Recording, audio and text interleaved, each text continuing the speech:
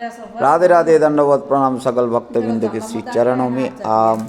आपको लेके आया चार धाम दर्शन कराने के लिए। चलिए आम मंदिर के अंदर आपको ये चार धाम दर्शन के लिए स्वागत करता हूँ। आप हमारे वीडियो के माध्यम से रहिए और चार धाम दर्शन करते रहिए। पूरा वीडियो देखते रहिए। राधे राधे।